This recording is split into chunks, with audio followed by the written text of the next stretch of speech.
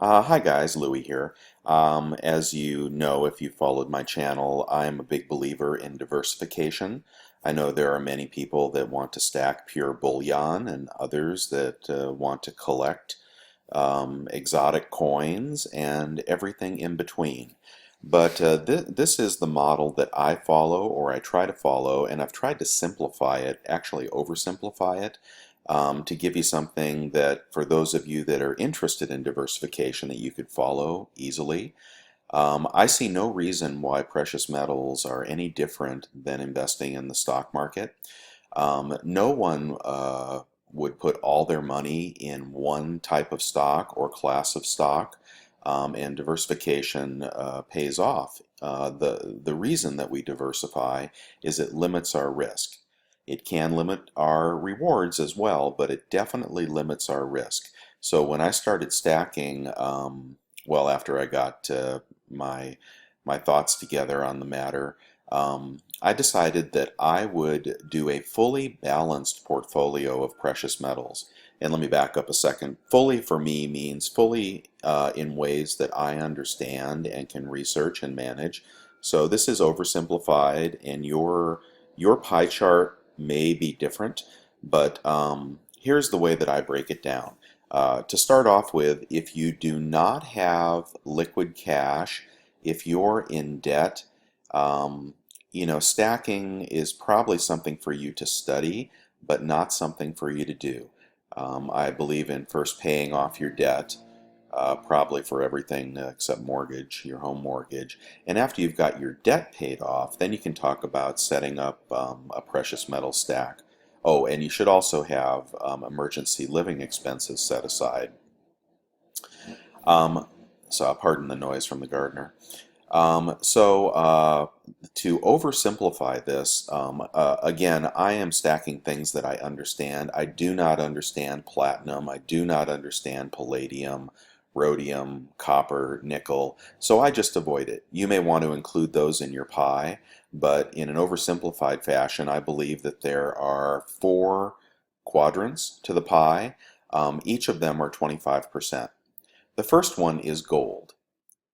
25% dollars in gold.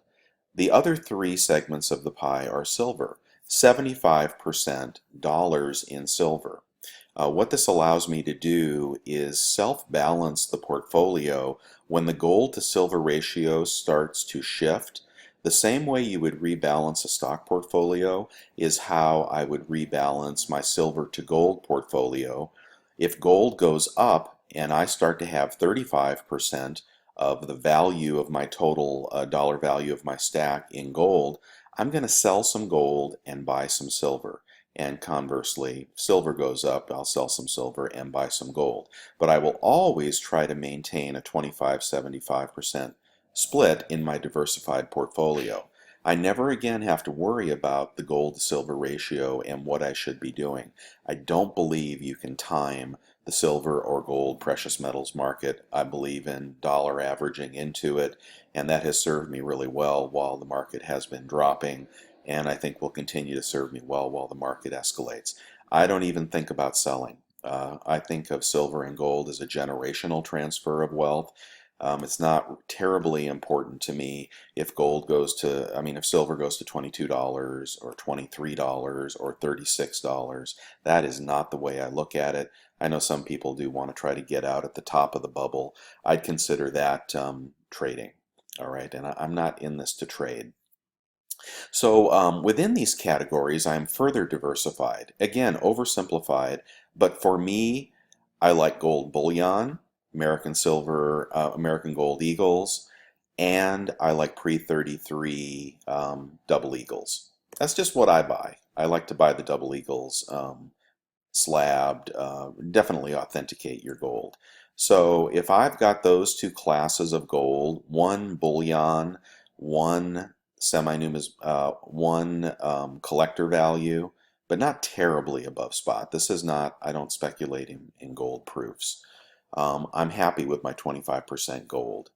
In silver, I have three categories: bullion, numismatics and proofs, and semi-numismatic government issue low mintage low premium coins. I'll get to that one last.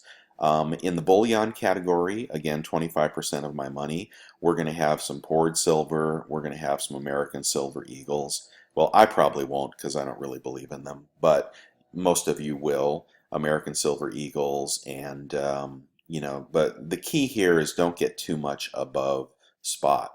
Keep yourself within $2, $3, $4 above spot, and you can't go wrong. Get some stuff you like, and that'll be your bullion stack.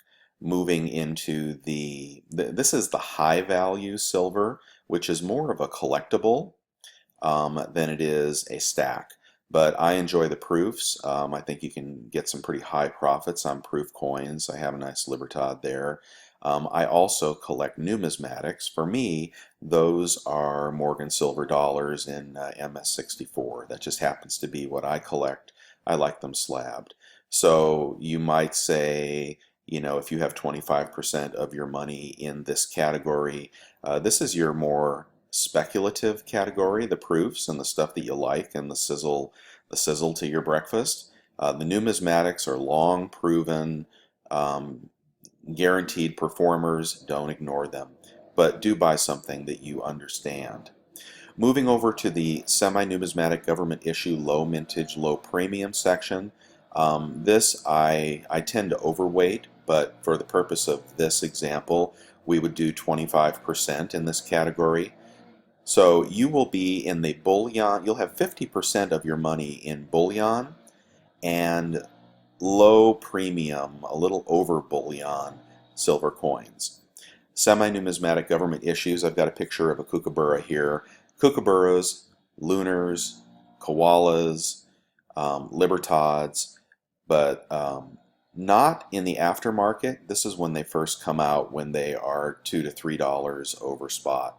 I probably would avoid the pandas or anything that's a high premium, but this category is bread and butter, and you could argue to expand this category. It performs very well. So whatever happens in the market, you're going to have a dog in the hunt. All right, I hope that was clear. For example, if you had $10,000 to invest, before you go out and buy 20 tubes of American Silver Eagles, consider diversification. You only have so much free cash to invest, and I think your stack will serve you better if you are in all categories as opposed to one category and then waiting to buy the next.